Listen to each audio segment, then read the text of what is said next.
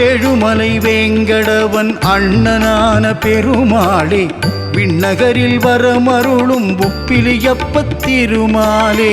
ஏழுமலை வேங்கடவன் அண்ணனான பெருமாளே, விண்ணகரில் வரமருளும் உப்பிலியப்பத் திருமாலே. சிறுவயது பூதேவியை மனம் முடித்த நாரணா, உப்பிலாத நைவேத்தியம் தன்னை ஏற்றுக்கொண்ட பூரணா.